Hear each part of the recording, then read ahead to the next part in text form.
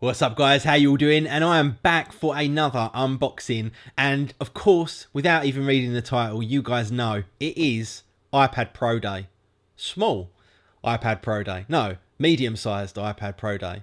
I don't know, I guess it is the small iPad Pro because the iPad Mini is not yet an iPad Mini Pro. Anyway, you guys know what I mean. So, the medium-sized iPad, that's probably the easiest way to do it, is now a Pro. The reason they've called it Pro is... I don't know why they've called it Pro. It's not Pro. It's definitely not Pro. The big one wasn't Pro.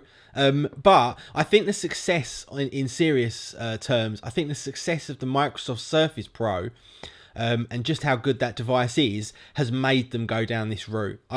That's what I personally believe. And I think it's a kind of really funny indication that all of a sudden they're a little bit scared by Microsoft, which hasn't happened for a very long time. Now, I know the Surface Pro doesn't sell anywhere near the numbers that this does, but I also know it's also increasing all the time. And those that do switch to the Surface Pro, they tend to love it. But anyway, this is the new medium-sized iPad Pro. Now, it's weird because the big iPad Pro wasn't really Pro either. It was just an iPad with a big screen and better specs and decent speakers for once. What annoyed me about the iPad Pro is that A, it definitely wasn't Pro, but B, they could have made it more Pro by giving it a better camera so you could actually record 4K video and stuff like that. Stuff that we got in the iPhone 6s. The touch screen, what do you call it? 3D touch? Is it 3D touch? Whatever it's called. You know what I mean. The 3D touch stuff, for example, they should have put all of that into the iPad Pro. And if they'd have put every single bit of technology they had into something they've called Pro, then it definitely would have been more Pro than what it was. And now this is even weirder because this one, which is cheaper than the big iPad Pro, has better specifications, especially around the camera, than the original iPad Pro. So I find that a little bit annoying as someone who actually did purchase the original iPad Pro, because by the time you bought the keyboard and the pencil, that thing worked out very, very expensive indeed. This one is a little bit cheaper. I think it's a couple of £100, couple of $100 cheaper. And the reason for that is obviously because it's smaller. But it's still not going to be Pro. But anyway, that's just my little rant about the iPad Pro, my kind of thoughts and opinions on it. Let's have a look at a little unboxing. And it's weird doing unboxings now of Apple products because they never change the way they look. This looks, even though it's now called Pro, this looks exactly the same as the iPad Air 2, which looks exactly the same as the iPad Air 1.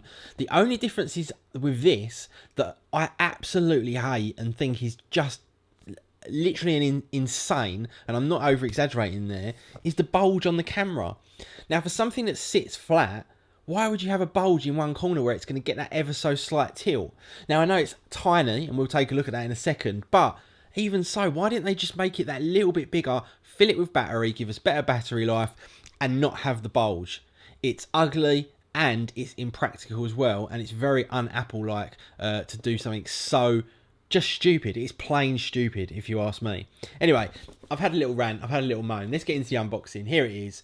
Same old packaging that we always have from Apple. Very nice packaging indeed. And I don't know if you guys watched the keynote for this, but it was interesting that Tim Cook started off that keynote with a whole bunch of talk about environment and stuff like that. And although I'm not a huge environmentalist, I am definitely a little bit interested in that kind of stuff, and it's nice to know just how environmentally friendly Apple are, and the fact that nearly, I think it was something like 99% or something of all of their packaging, tell me in the comments if I'm wrong, is all made out of recycled material. I think that's great. Why shouldn't it be? A lot of people just throw this stuff away.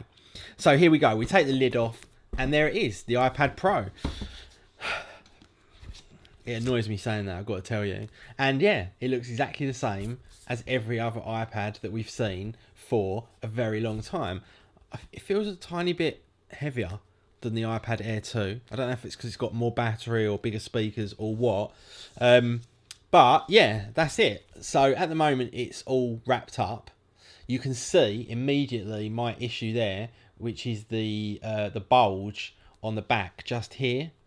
Now, it doesn't look much, but when you think you're going to put that down on a flat surface and you're going to have that little bulge there and it's going to just move ever so slightly, why?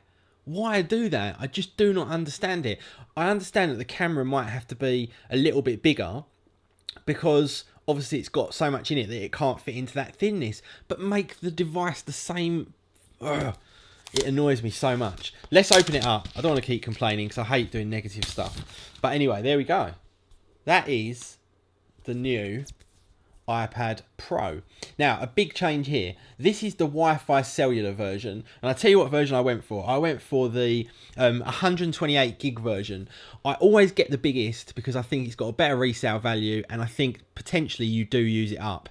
I've never fully used 128 gig on an iPad. I have on my phone, but not on an iPad. So I didn't opt for the 256 because I think that the 256 could potentially lose its value because I don't think that many people would be willing to pay extra for it. So I went for the 128, and I also went for the cellular version as well.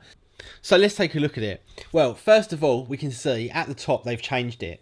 This used to be a completely plastic strip on the cellular version, but now it is not. I don't know if it looks better or worse, to be honest, but there you go. I obviously opted for the gold. So that's that. We've now got speakers all round, and the speakers on the big iPad Pro are fantastic. Really, really great improvement. And you can see on this iPad Pro, you've got them here on the bottom, and you've also got them on the top as well. I did that the opposite way around. But yeah, you've got 4, essentially. They're not quite as sort of corner placed as they were on the bigger iPad Pro. On the bigger iPad Pro, they were right on each corner. But this one, like on the bottom, for example, they're actually quite inset into the middle. So yeah. Other than that, is there anything else that's different? Oh, you've got the little connectors here on the side as well, which are for allowing you to connect it up to the keyboard and all the other kind of stuff. But for all intensive purposes, it's just got a newer processor than the iPad Air 2 and the speakers and the camera, and that's kind of it. So yeah, that is the iPad Pro. Are they going to bring out an iPad Air 3? I don't think they are, to be honest. I think that's it. I think every iPad is now called Pro. I much preferred the Air because it went really well. Like, this is definitely a kind of thing that you would call Air, because just look how incredibly thin that actually is. And I know we're moaning about the camera, but it's still an incredibly thin device. It's insanely light. You know, it's so portable. You can just literally do whatever you want with it. It doesn't weigh anything. You can hold it for ages and ages and ages and look at stuff, unlike the big iPad Pro. And yeah, there you go. That is it, guys. That is my unboxing of the iPad Pro. In fact, just to finish it off, I'm going to show you the other stuff in the box. And I'll tell you what's funny. In the packaging, they've even made a little dimple there for the camera to go into. So rather than add that little bit extra on the whole casing, make it all flat and nice and wonderful, they've even gone to the lengths of putting that in the packaging rather than do that. To me, that is beyond stupid. In the thing, we get the cable, the lightning cable, and also the charger and some Apple stickers and stuff in there as well. So yeah, that's it in terms of packaging. But that is actually it now, guys. Thank you very much for watching. Please do go ahead and smash the out of that like button, and I will see you all in the next video. Peace.